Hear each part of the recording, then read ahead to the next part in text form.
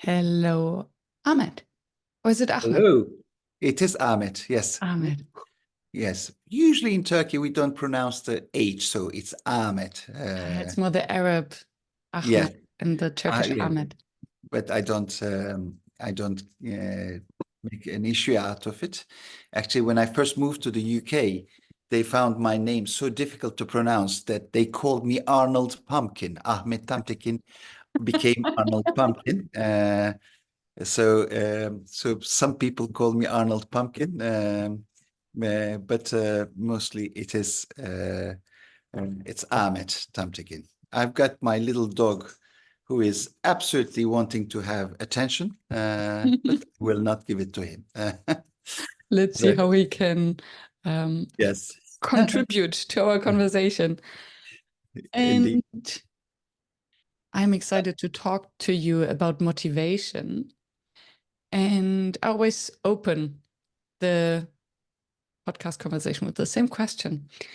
When did you start calling yourself a facilitator? And actually, do you? Okay, I tell you why. But when we talked about your standard questions, that was the moment I said, "Oh, I am a facilitator," because I normally call myself a coach, Mm. coaching people in management, coaching groups of management, top executives, and things like that. But I never sort of thought that I was a facilitator. But then when I saw your question, I said to myself, "Oh my God, I am a facilitator," because in a way, a coach facilitates someone through their thinking process to achieve certain objectives or state of emotions. So actually, I am, since something like 2, 3 days, I call myself as well a Great. facilitator. Not only for individuals, also when you do group coaching is very much a facilitation process. Yeah. You facilitate people identifying their important objectives, finding solutions to it. It's a facilitation process, actually. Yeah.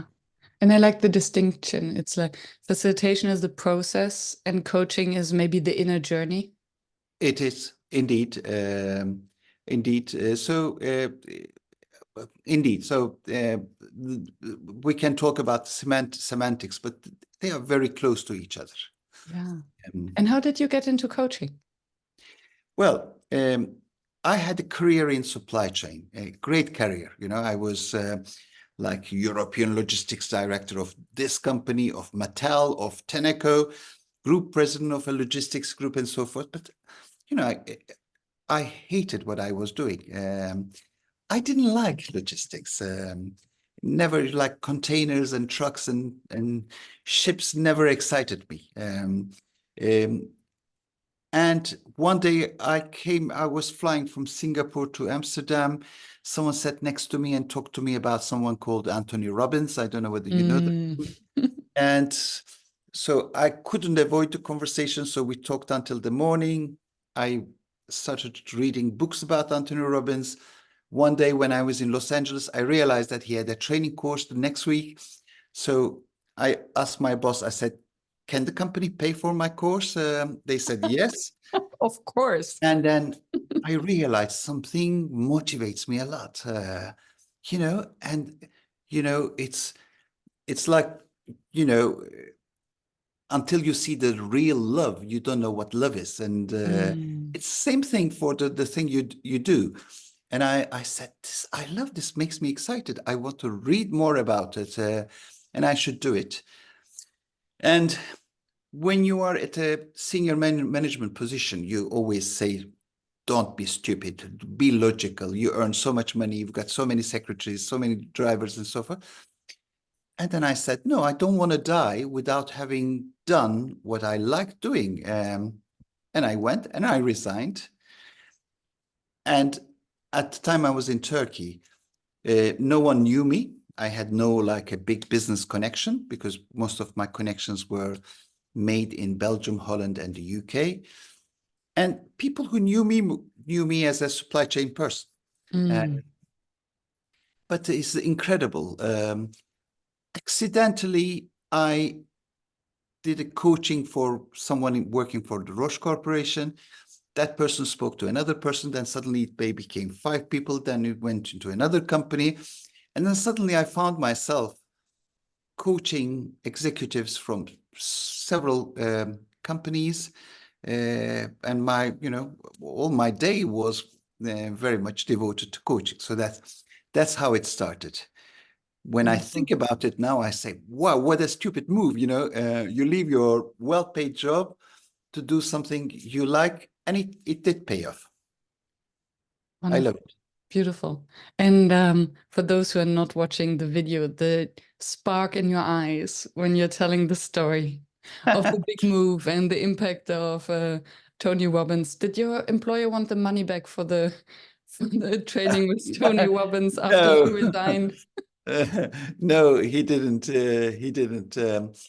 My employer, my boss, had the view that someone in your team, if they want to do something different, even like to become a ski teacher or air hostess or whatever, they should pursue it. It's good for the company. It's good for the person. Uh, Only people who love doing what they are doing should stay in their jobs. In that way, my employer got rid of the sort of having to pay a redundancy cost to me, and I went pursuing what I love doing. Yeah, So that was good. beautiful. And you said that you got excited about coaching and started to read everything about it. So you felt this motivation. That's what you said. This Absolutely. intrinsic motivation to pursue something new. And now you developed an entire business around motivation. Exactly. Yes. So when did that connection start? When did you get curious about motivation and what does motivation actually mean? Um, okay. It started by accident. Um, I was giving a training course about influencing people. Um, And I was trying to make the point to people that don't use the arguments that will excite you to influence people. Try to read what would influence that person. And then I realized that if I did a little paper test and asked some questions, people would find out that everyone in that training course were excited from different things. And I did that paper test. I distributed it, and it was for a big American company. And they said, "Can we buy this test?" Then I met a person who wanted to do it, digitalizing it.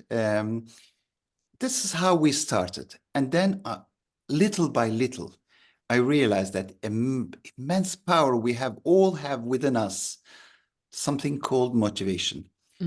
When we are motivated, we are fully behind a certain objective. We really want to achieve things. We feel happy.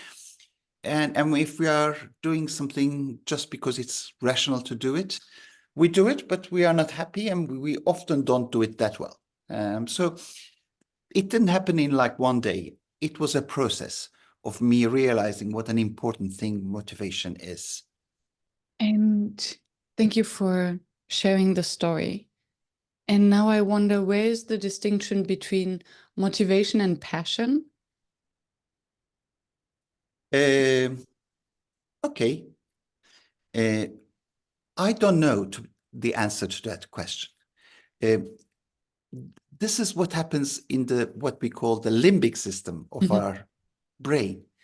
And it functions differently from the way our rational brain works. Okay, and in the limbic system, you can be motivated, for example, from a conversation, but that cannot turn into a passion. And then sometimes you change the state from motivation to passion, and it is completely irrational. In the same time, it's beautiful. Uh, it's a hypnotic state where you find all the resources within you and direct it towards something that you love. Mm. So how do you first find what motivates you? Or is it something personal or is it something general? You mentioned the test. So when you And you mentioned that you have to speak to people to convince them. So what is motivating them? How do you know? Well, over the years, it became almost like a professional a habit to read what motivates people. For me, okay, so there's a theory from a guy called McClelland, who says that at work we are motivated from three basic things: either from business, or from our connection with other people, or from feeling powerful. Okay, so those three things. And there are subgroups of that. Like when you say from doing a good job, you can be motivated, but it can be because you are a perfectionist, or you want to do things fast, or you want to reach objectives, or be logical, etc., etc. Okay, so, and all of us give the signals of what motivates us. When we speak to other people, we actually shout at people indirectly what motivates us. If it's, for example, logic, we give little signals. We listen to the person and says, what is the logic behind this? I don't understand. That would be a stupid thing to do. So that's a signal about what motivates us. Or if it's like connection with other people, we would say, yeah, but it does, you would earn money with that, but what would it do to people? You would make so many people upset. So actually, from our body language, whether we look and into the person, making the person feel good, or from the questions we ask, from the objections we make, we actually give signals of what motivates us. I had once read also that the metaphors we use are a good sign of what motivates us. So when we give metaphors, something like we were hand in hand with people, or something like he showed who he pushed his fist on the table. These are metaphors. These are images. And the images are only produced from that limbic system of our brain, because our limbic system works with images, not with words or numbers. If you read the metaphors people use, you also see what motivates them. And I'm thinking of something that I heard somewhere before, is what word we are using to express our own state. So I see what you mean, as opposed to Yes, I hear you, as opposed to I feel you, I am with you. exactly. Those are actually little signals to our inner world. And if you are careful, you read this, you see, because the person actually does everything to show whether the person wants respect, or whether the person wants good connection with you, or the person wants to do a good job, shouts at you. What is difficult is the fact that for any individual, we find it very difficult to understand that someone else can be motivated from a completely different thing than ourselves. Yes. And then, for example, imagine that I'm motivated from being very logical and taking the right decisions, and you are motivated from good connection, and you start saying all the nice things about us having this connection. My brain would tell me, this woman is digressing. Why is she speaking about this? We are talking about a business decision, and she's saying things like, oh, Ahmet, before we talk about this business decision, Then you tell me might about how you feel. you might feel manipulated, or that I'm Exactly. wasting your time. Yeah. Indeed. Generally, we either think that the person is stupid, or we think that the person has another purpose that is hidden, or that the person wants to irritate you on purpose. Our brain, and that is the third part of our brain, which is the what do you call the serpent, not the serpent, lizard part of our brain, which is it's all about protecting ourselves. That one, when that part of the brain sees things that we don't understand, we feel there's an attack on us. Okay. Yeah, the fight, flight, freeze Exactly. response. Exactly. Yeah. Indeed. So that's the three parts of our brain: very logical part, very emotional one, and the one about power. Beautiful. And it just reminds me of when I work with groups, there are participants who would ask for the agenda, who are really into the details, who want to know very clearly what comes when. And I'm more of the big picture person. So I learned that, okay, it's how their brain work and they love the details. It doesn't mean that I'm not good enough in providing guidance. It's just what they need. And now I understand what you mean. It's so easy to feel attacked by someone asking for more details if we're a high level person, or the other way around, only at the high level. For someone who actually needs the details. And is motivated by it. Exactly. So in a way, and then we come to the major topic of facilitation. In meetings, if you are not excited from something and one of the participants is excited about it, is motivated from something, it is very normal for the facilitator to feel offended or upset or not understanding it. And you would want to push that person and would say, no, we don't want to lose ourselves in detail, or please cut it short, or something like that. But you cannot stop people. You see, like the way we need oxygen, we need our motivation buttons to feel satisfied in meetings like this. So a good facilitator reads the different motivators of the participants and feeds them. Not to the extent of killing the purpose of the meeting, but enough for everyone to feel they are motivated in the meeting. And this is very interesting that you mentioned the person who likes to share and to speak. So what motivates them, I would assume, is the recognition or knowledge sharing. Indeed. You see, also sometimes signs can be misleading. You can look at something, someone, from the actions, you can think it's recognition. It can be recognition.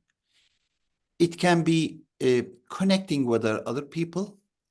It can be displaying oneself. See, I counted three things.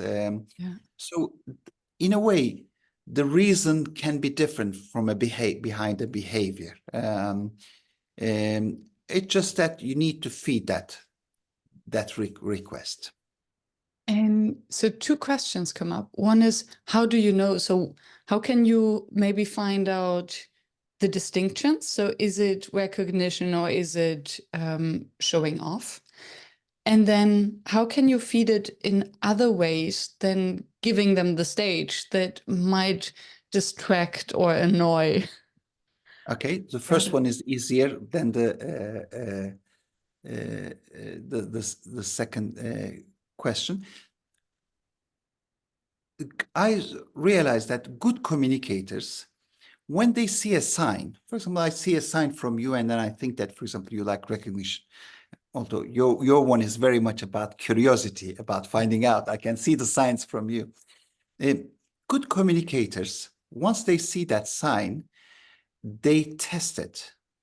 For example, I see that you are curious, you want to find out about things. I can give you information. I can tell you something about some academic work. And if I see that your excitement goes on, then I've got it. Then Miriam is excited from information. But for example, if the reason you are asking lots of questions is because you want to feel secure, I'm just make up, then I can test it in another way. I can challenge your beliefs and see how you react. You see, good communicators, once they see the sign of motivation, they do few tests. Uh, Mm. sometimes even they try some conflicts. I've seen that. So they meet a person, within the first 20 minutes, they create a conflict just to see the reaction.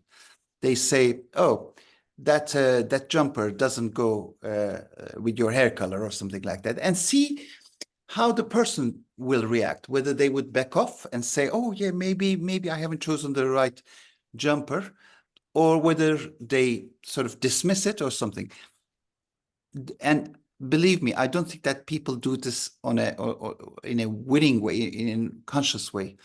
But good communicators always try to find out, create the persona, the profile of the person, so that they can have an effective communication with the other one. Fascinating. I'm still digesting on the effectiveness of starting with a conflict, because then how can you smoothen it once you know You the can person? always, if I see that you get offended, I can always turn it around. Mm. Okay? I can always, you know, it's a problem if I dwell on it. But Mm. I have tried it and I've seen the sign, I can soften it. So it's more of a poking, and then Correct, depending on the reaction, correct, yeah, correct. I can say something like, I think in my old age, my eyes don't see well, etc., something like that. yeah, Or I ask that question just to see whether you are aware about your beauty. Something that I can turn it around everything. Um, and it's a beautiful dance between two people trying to find out about each other and express themselves, customized for that other person.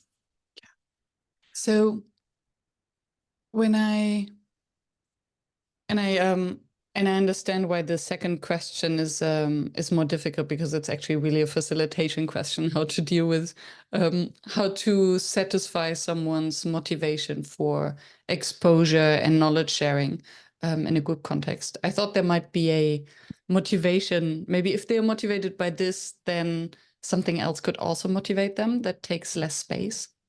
Uh, you see, when you are motivated from something, and that could be from speaking, a lot, you are so full of yourself that if someone stops you abruptly, you feel terrible. Mhm. And the person who stops you have to pay this, okay? And there's a Right? punishment. Yeah. One way or the other. Either I punish you by not participating afterwards, I punish you by finding out the mistakes you make throughout the meeting and so forth. So I avoid this. I let people feel that what they are doing is a normal thing, it's a natural thing. And then once they have done it for a little while, then I stop it. Uh, Different than immediately stopping Yeah. it. And that's a very important thing. Facilitation is an art. You are like a chef d'orchestre, and you have to let the violins make their voice, and the flutes and things like that. So um, you have to make sure that everyone is welcome. Every different motivational profile is welcome, but we have a business to do as well. Yeah. And that's true. So if it's the first time you're facilitating a group, you're not aware of the person who talks a lot anyway. Yeah, And then if it becomes a thing, then you can find strategies on giving them a different way to express. indeed. In not in facilitation, but in coaching, Mhm. one of my challenges in the beginning was like you ask the person a question, and then it's sometimes a yes or no question, and the person takes about 10 minutes to answer that. Okay. I was trained from business life to say, don't waste my time. That was not my question. Answer it correctly. Then I realized, no, don't do that. Do I have an extra 8 minutes? I do have an 8 minutes. I can recover it from another way. So I let the person express themselves, because even if you push it, you will not create communication. So it's very important. Yeah. Yeah. And that's that's a totally different conversation and still interesting.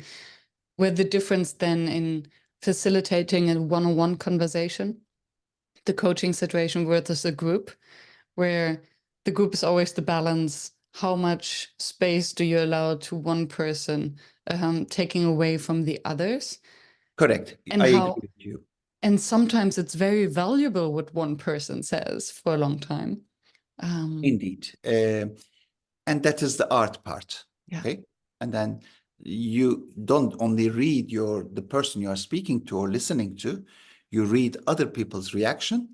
And then immediately you take that other person and ask for the contribution or say something. So there's rather than regimented, what probably I want to say is that rather than putting regimented rules, harsh rules, a good facilitator has to make sure everyone feels welcome with their different personality, but without other people feeling bad. And it's not an easy thing. I cannot just write one golden rule is this to do that.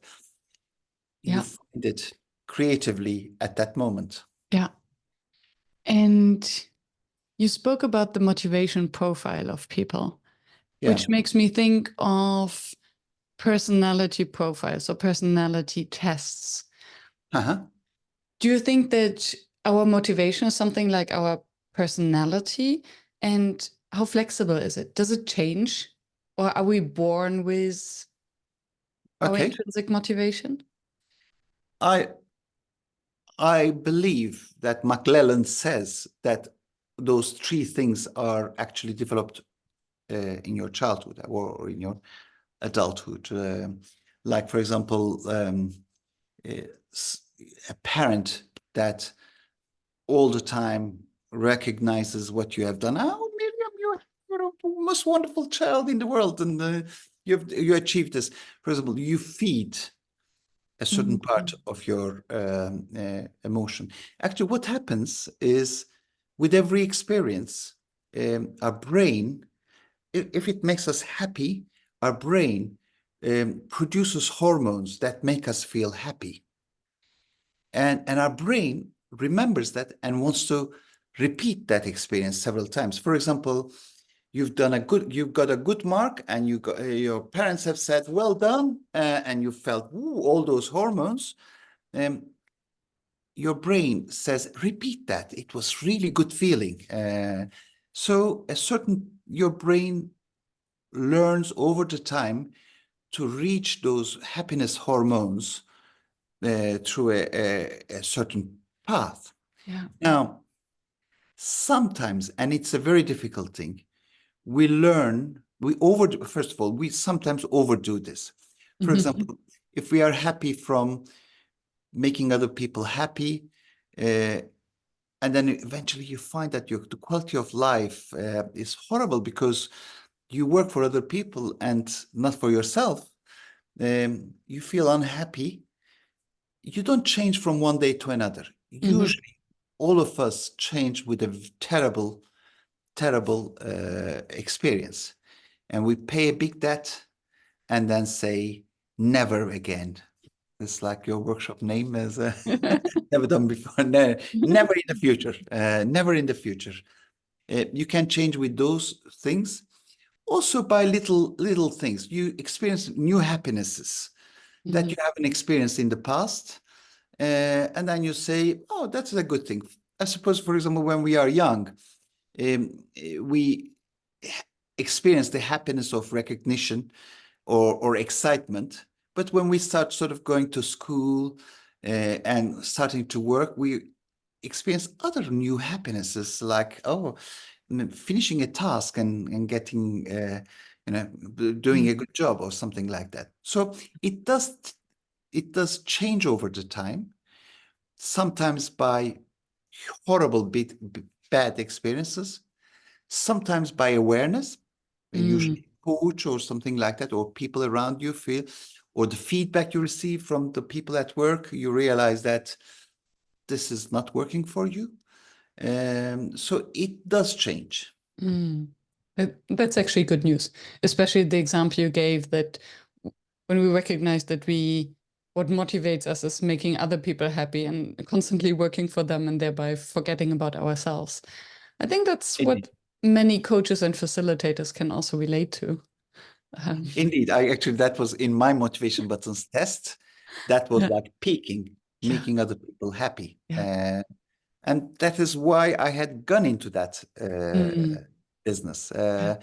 I love people find happiness through my contribution. Mm, Uh, there is a saying, what makes a poison is the quantity you consume. Or maybe we just say it in Turkish, that thing. So, for example, if you drink a little bit of alcohol, it's not a poison, but if you drink mm, bottles of it, then it can kill you. Same thing. Making other people happy is a great thing. It's mhm. just the quantity Yeah, that is the problem. yeah. If you overdo it, or you do it in a situation where you shouldn't be doing it, then it becomes a poison. But being logical is the same thing. Being objective oriented is the same thing. Being responsible is the same thing. Uh, Asking for respect is the same thing. Everything has a balance. Mm.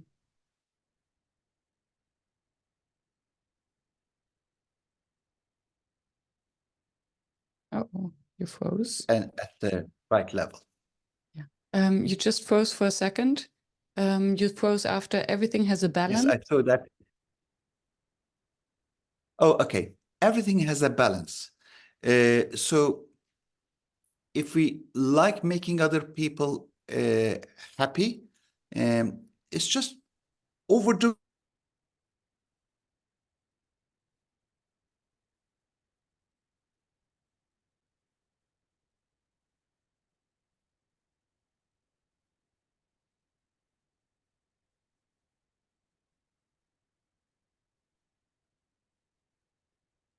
Are you back? Now you're back. Are you not? Uh, If we try to make everyone happy. okay, I was saying that the quantity of it Yeah. is a problem, and you can. And I was also saying that being too logical or too responsible or too wanting too much respect can be too much. We can change that over the time Mm. by increased awareness, and probably a good coach um, shows you the consequences of you overdoing things. I will now turn it around to the other point, is probably if a person draws the happiness, draws the motivation from making other people happy, that's also the strength of that person. Mm. Um, it's just doing it with a little bit of conscience, with awareness, and not overdoing it. And keep your strength, but do it the right level. And that's interesting. So, if I understand correctly, what motivates us becomes our strength because it's rather effortless. So, if I'm motivated by understanding things, then this is my strength because I want to understand things and it doesn't, I don't need the extrinsic motivation to do that. When I Whereas, heard that sentence, I almost wanted to go and write down your sentence is what motivation is our strength because it's effortless. mm, Beautiful sentence. It is like that. Um, when, for example, there was a fashion at that moment where everyone was becoming coach, and I could hear, because you could earn money and things like that, I could hear some of my colleagues to say, how can you listen to people talking about their problems for an hour? I mean, I find that unbearable. Doing 2 sessions a day is already too much. because they were doing something which requires effort from them. Whereas I naturally want to make people happy, or some other people are naturally searching for information. Some other people are naturally logical and things like that. Very interesting. And I'm thinking back of what you said about the personality and that we all have our motivation buttons or motivation profiles. And would you think that it's similar, that for a team, it makes sense to have a certain distribution or variation of motivation? Or does it make more sense to have a similar motivation? Or maybe it Okay. depends. Most probably Yes, depends. depending on what that team is trying to achieve, yes, you have to have in that team various parts, people who keep the happiness, who take care of the happiness of the group, people who make sure that it's logical, people who make sure that communication is complete and so forth. So that is very good, and they should not crush one another. But on the other hand, I have done the motivation buttons test for several companies, like hundreds of people in the same company, and so that different companies, say in the pharmaceutical sector, they have been successful as a group by being motivated from things which are different than the other ones. Mm-hmm. Let me call company P, someone that starts with P. They are, as a group, I can see that they are motivated from being competitive, from basing their decisions on numbers, objective oriented. But I know another pharmaceutical company, let's call that T, and they are successful by being patient, by taking long-term decisions, by encouraging collaboration. Okay, so actually, I don't think that all groups should be alike. Like not all people should be alike. Not all groups should be alike. Yeah. But their profile should not be a problem for them. Let's take, if they are over objective oriented, then that has got downsides as well. They have to make sure If they that neglect collaboration, for instance, because of that. indeed, Yeah. indeed. Or exhaust their employees. Which then made me think, so there is a disc model, right? With the four colors, the red, the Yeah. yellow, the green, the blue. And if I remember correctly, then the blue ones are more the analytical ones, right? Yeah. Or maybe the green. Yeah, the blue ones I think are analytical, and into numbers and details. Is there a very strong correlation then between the motivation and the personality profile? Or would you think that a person who is red, who is very goal-oriented in DISC, would be motivated by something else than results? The personality test like DISC is one of the examples, and there are several others, tells you about your personality, how you behave. Motivation tells you why you behave like that. The driving force. Exactly.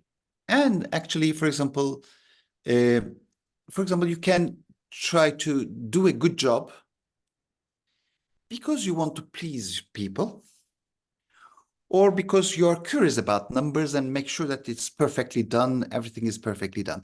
The reasons behind your behavior can be different. Thank you.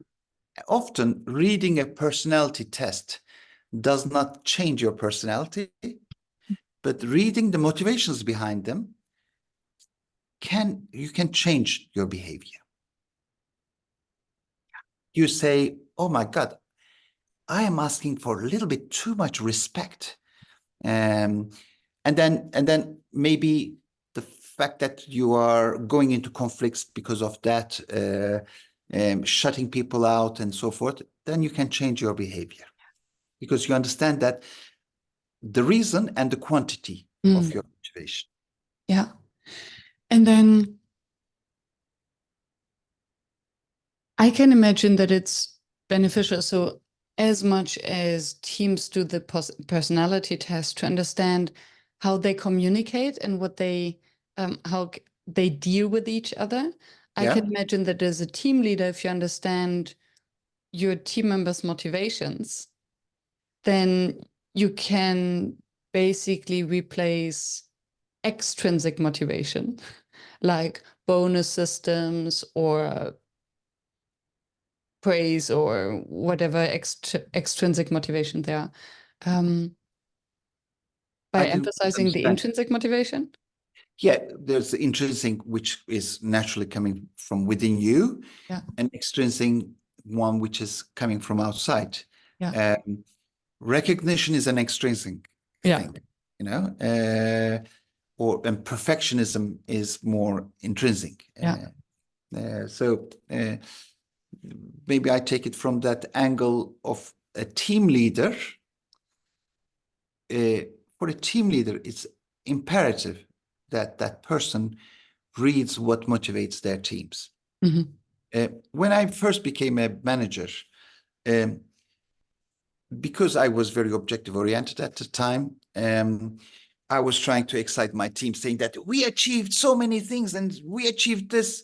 Some people liked it. Some people would look at me like, you know, what is he talking about? Again. Um, then I realized that different people in my team are motivated from different things, and I have to feed all their motivations. Mm, I realized it in 5 minutes. It took me several years, maybe a decade or so, to realize everyone is motivated differently. And a good team leader recognizes that his or her reasons of motivation is not the same for everyone in the team. yeah. And is motivation something? So, do you think that people are generally aware of their motivation? So, I'm imagining a situation where a team leader, and it can also be a facilitator, has a conversation with a participant or a team member asking, so, okay, so what motivates you to do this job or to come to this training, and thereby learning about it? So, do you think people are generally able to express it, or is it something that is so unconscious that reveals through their behavior? I think the answer is in between the two. For example, we always take the example of big recognition. Let's take the recognition. You know, usually you ask the person, and then they would either say, "I love recognition," But there's or shame attached. or they would say, "I'm a very modest person. I don't need recognition." But they do need massive amounts of recognition. So the answer is in between. Some people are very well aware of what motivates them. Some people are completely unaware. Mm, Mostly in the test, we also check what. First of all, we check what motivates that person, and then we ask that person what motivates you. I would say, in average, we get about like 80% overlap. that's good. It's good. It's just that 20% is usually can be killing. Mm. I remember someone, for example, uh, was like, I can give the example of recognition. This person to say, "I'm a very modest person. I know I don't want it." And then you realize that all the answers actually was leading to the fact that the person recognized needed recognition. Or I remember an example when the person was saying that he's an angel, but all the answers showed that he was not motivated from making other people happy. And was more about things related to himself that he was being happy. Now, that person, even if it's 20%, so it's one item that you get wrong, it can be killing. People can hate you for not knowing your behavior. Yeah. And yeah, I can imagine that it's very difficult if you because it's a weird blind spot. Yes. And then if someone is so unaware of their real motivation, then well, basically their behavior is then driven by something called cognitive dissonance, so that they have the self-image. Oh, I am an angel.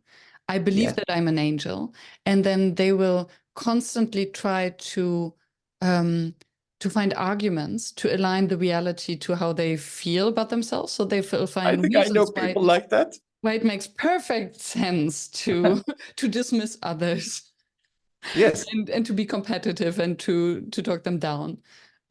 In a way that, because I know in real life some people in my life like that. I know that these people also push the other. I am an angel, which means that you are not an angel. I am the only angel. I am the most angel person in the world. So they sort of, the behavior becomes very irritating, and they don't see it. Yeah, and then yeah, this very toxic behavior, and then to find and actually the difference between their own perception and the outcomes of the test is then a good sign. Yes, I think what I find very useful in the motivation buttons test is that it's actually a mathematical test. So I can say, you know, John, your need for recognition is 50% more from all the other people in your level, for example. And that begs for thinking. You say, oh, that's numbers are saying this. Ah, so it's a relative test. So it's not about you are a level 7 out of 10, which is Correct. which means or doesn't mean anything. It's a 7 out of 10. You But compare you're saying, yourself to other people. and it's Yep. so within an organization or within a team or within a benchmark of all your numbers. For example, we've got a test which compares people to CEOs. Okay, so all the Mhm. other C levels and CEOs, or people who want to be CEO one day, we say, yeah, but your decision making logical level is very, very low compared to all the hundreds of other CEOs. What can you say about that? Which is, oh, that's a very juicy conversation because then it assumes that all the CEOs are doing a good job. It assumes that the CEOs are the perfect CEOs, right? Yes, but I do believe, in the world of CEOs, Mhm. um, certain levels of behavior or motivation um, Got them there. got them there. And if you see that, for example, being rational, let's take the most obvious, this is the top reason. So in the CEO test, being rational is the top motivation reason for the Mhm. CEOs.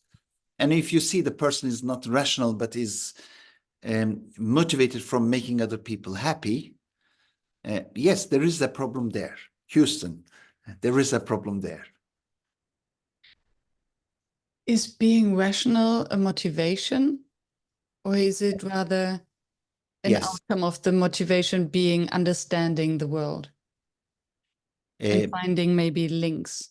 I would argue that these are two different things. We Mm. have got two different motivation things. Um, you can spend hours trying to understand things without creating a rational connection between them and drawing them to Using conclusions. logic, yeah. I remember someone who was trying to, for example, decide on what is ideal for their career. And this person wrote to me a 3-page letter about all the things. I am excited from this, I don't like this, and the last sentence I remember was, but I don't know what I should be doing. So there could be a lot of analysis, Mm.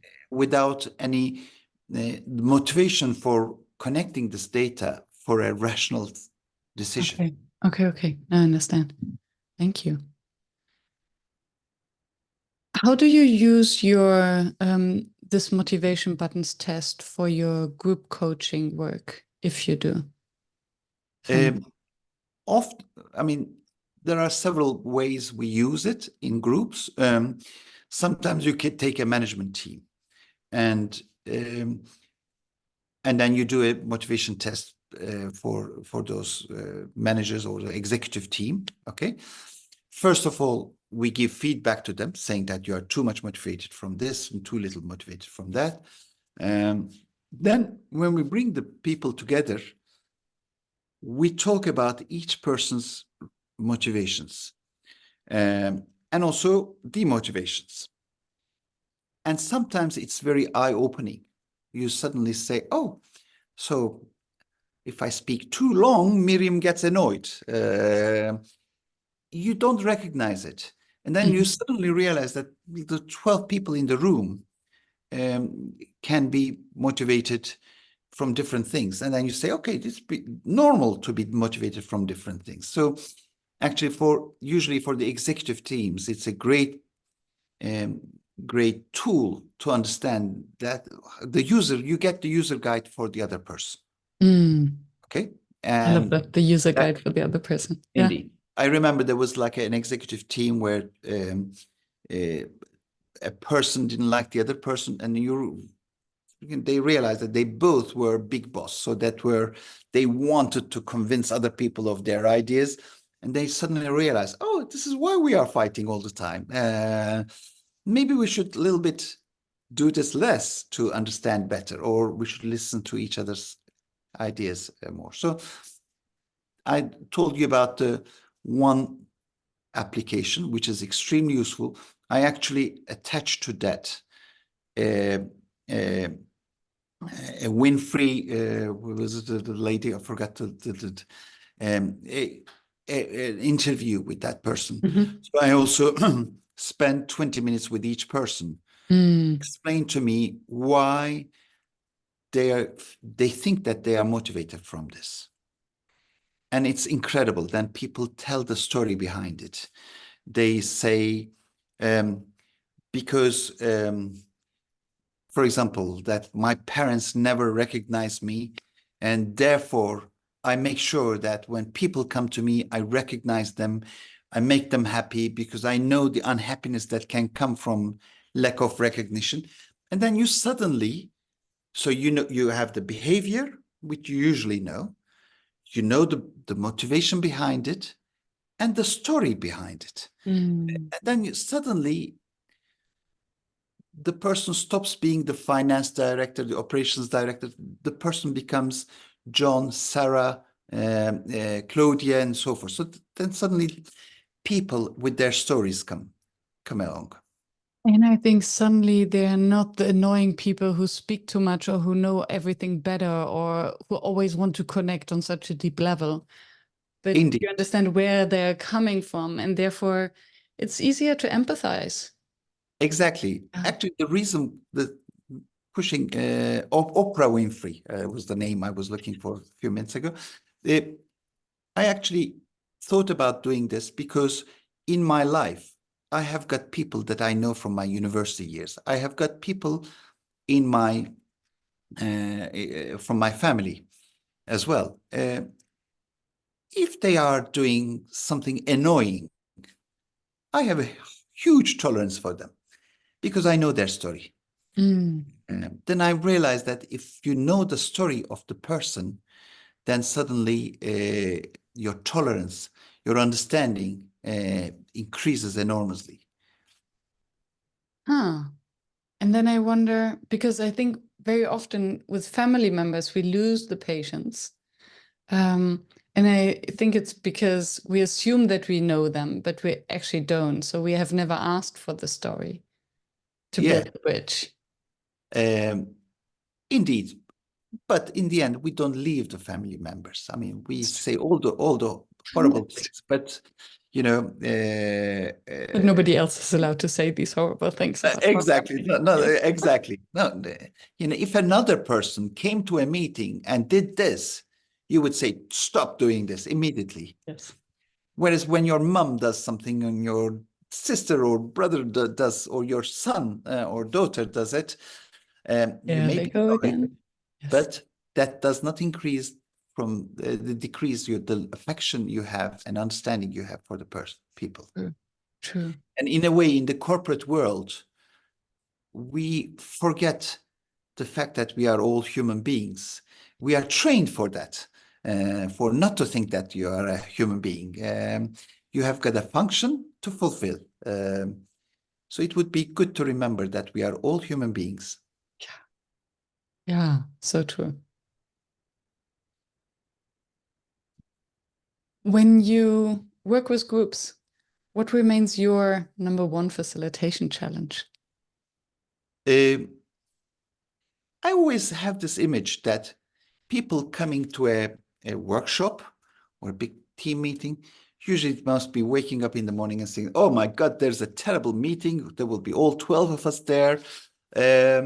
So most people come to group meetings thinking that it will not be exciting or useful. So my biggest challenge would be to make people feel that it will be fun, but not only fun, they will enjoy it, they will learn it, and with their different personality, they are welcome into it. Mm. So change that mindset from completely being saying that, oh my God, what am I doing? To saying, oh, this could be interesting. Let me express my opinion and also listen to other people's. I want to create that environment in the beginning. Mm. Which now makes me curious. With the knowledge you have about the different motivators and the diversity, is it possible to craft an invitation that actually pushes all these buttons? So to have, oh, because I'm thinking of many facilitators or team leaders who might listen to this show.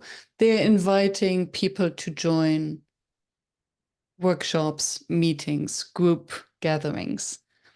So, are there some wordings or some buttons we can push to make it more compelling for just anyone?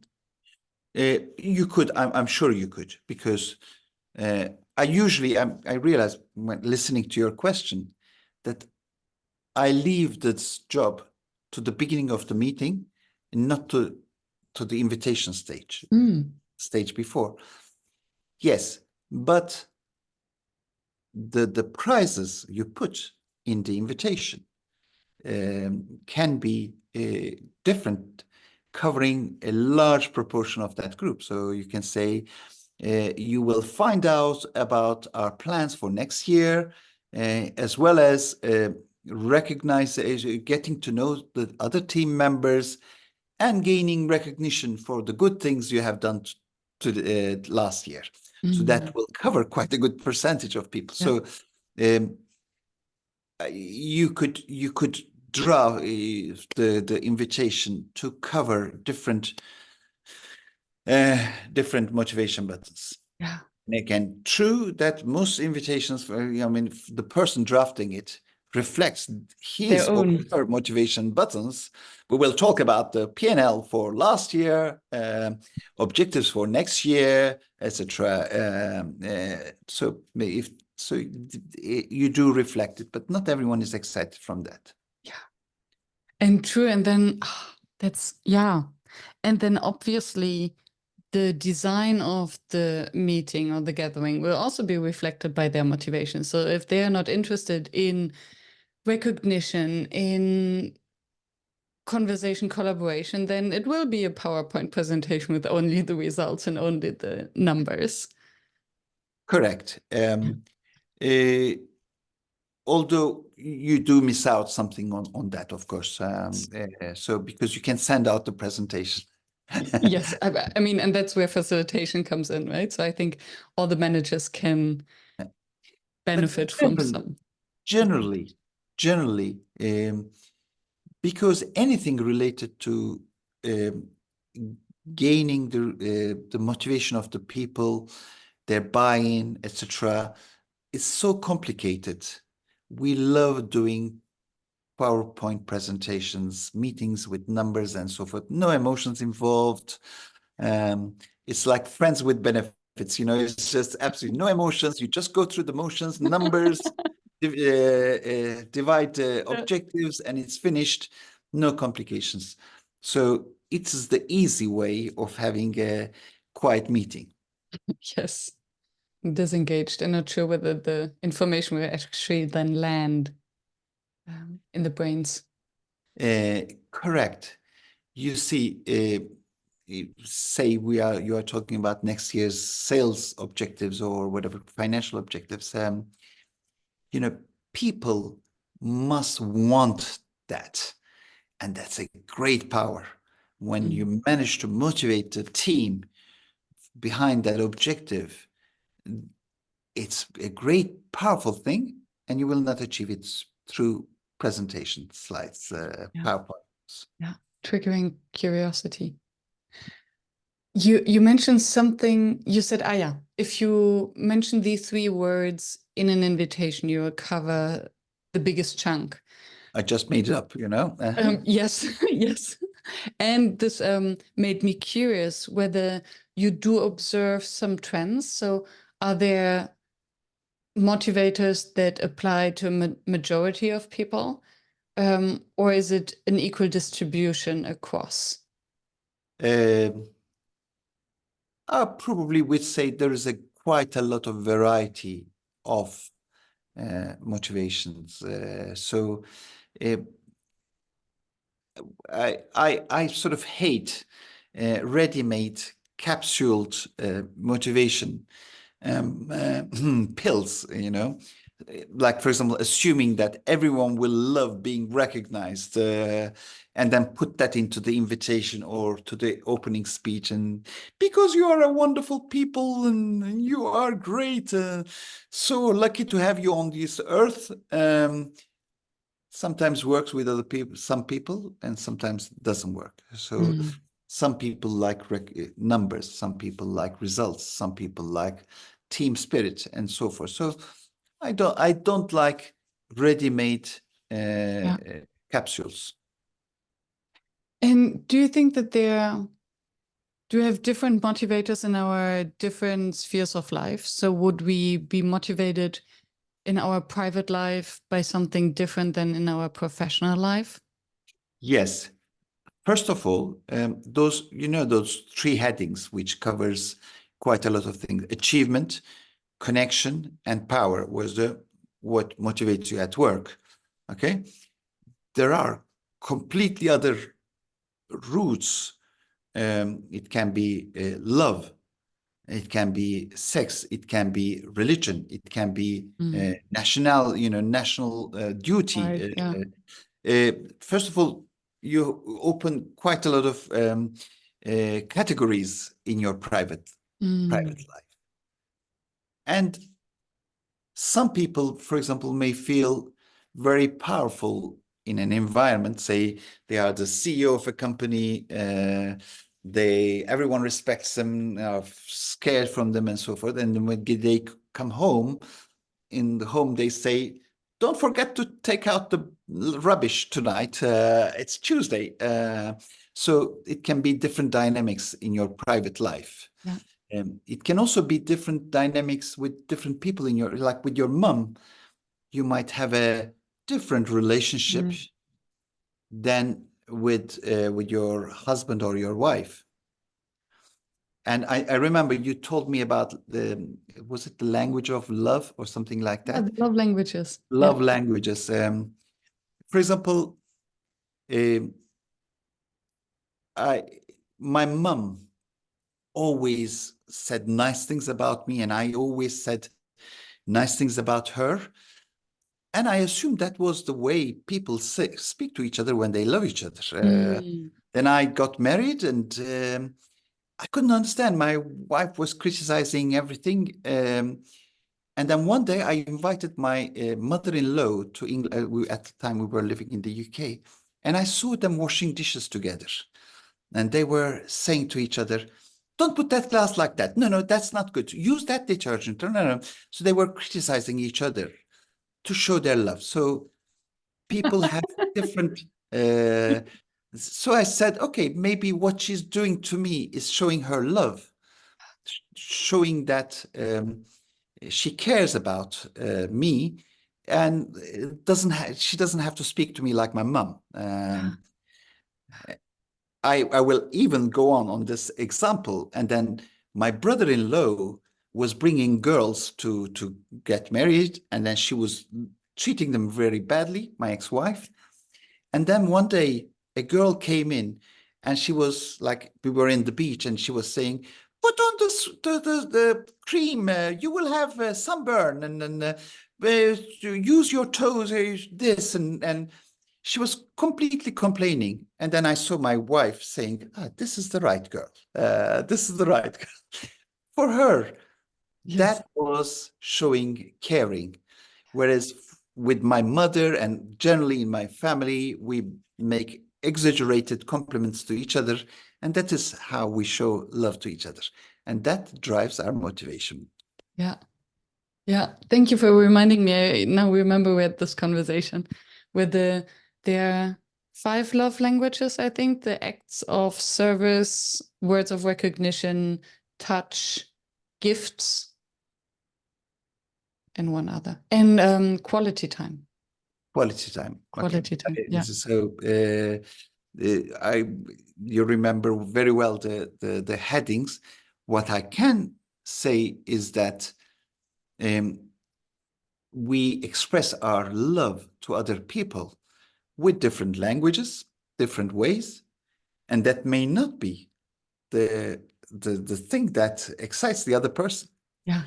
So you say, but I love you very much. That may not be the argument for the other person. If you really loved me, then you would buy me gifts, would buy me flowers. Exactly. Not necessarily. Yes. Yeah. Not True. necessarily. And for me, this really helps me then also to connect to the motivation. Yes. That just because it motivates me doesn't mean that it motivates the other in order to get them to do what I want. Precisely. This sounds nice, but yeah. Then I need to speak their motivation language. Precisely. Yeah. A guy meets a girl and then suddenly throws the car key of an expensive car on the table and talks about they drank the most expensive champagne, and that might be completely repulsive for that girl who might want some other things. That person. So good motivators, good communicators read the motivators of the other side, and they don't do something until they are sure about the motivators. So that's a good thing. Don't assume your motivation will be the same as the one. So usually you spend some time with a chit chat. Yeah. And you will recognize. You will say, this is this is the excitement of the person. Then let me feed and then test it. Yeah. And then see, it does work. Then you are on the right path. Maybe it's not the right path. You try another one until you find the right key. Do you have something like a silver bullet question that helps you? I remember you mentioned the provocation, the little conflict, but maybe there's a question that reveals people's motivation. I don't. I'm very much of a come as you are type of thing. I probably behave a lot with my instinct. I actually don't like standard questions. No, I don't. The short question is, short answer is I don't. Fair enough. One last question that I always ask, and I don't want to skip it. Although we touched upon it a bit, but I want to ask it explicitly.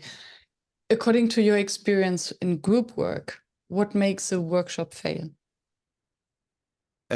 Actually, what makes the workshop fail is what I said before, which was not making the people feel they are welcome with their different personalities. That is definitely a very important thing. I will go on. Usually in a workshop, people represent different interests. They represent the interests of the finance, the interests of marketing, interests of sales, etc. And a facilitator has to pull those people out of that. So that is so you asked me for one, I gave you two. Okay, so a facilitator has to make the group behave as a group and not individuals come together. Create a shared purpose. Yes. Shared motivation. Precisely. Beautiful. Thank you so much, Ahmet. Thank you. I enjoyed it, actually. You seem surprised. Yes. I'm 62 since a month now. And it's amazing how much you discover, even in an interview like that or in a coaching session. And then you answer questions and you recognize, oh, so this is my answer to it. So a lot of the things we made sure that I don't know about the questions and I don't prepare for it. And so when I heard your questions, I sort of give my best answer and I say, oh, this is not a bad answer, Yeah, and I invite you to listen to the podcast again when it comes out, because very often it's very interesting then to re-listen. We're like, oh, that's what I thought. This makes sense. You know You how might be people able to hate learn when from they yourself. hear their own voice, recorded voice. I hope I will not be saying to myself, oh no, my God, did I say this? And with this tone of voice and so forth. So do let me know when the podcast comes out. I will. It will be my first podcast to listen in my life. So there's always a new things in your life. So I will be listening to it. Where will it come out? When I have to check it out. Oh, Gordon, please cut that out. I might actually release it earlier because we have the motivation month with the community now. So it would be nice to have it released this month, actually. Excellent. So we'll Okay. have a little shortcut. No no doubt you will let Yeah. me know. Cut finished. And we will put the links and the link to the motivation buttons and how to connect to you to learn more in the show notes. Thank you very much, Miriam. It was great pleasure to speak to you. Thank you very much for very, very good questions. Thank you. Dum, dum, dum, dum.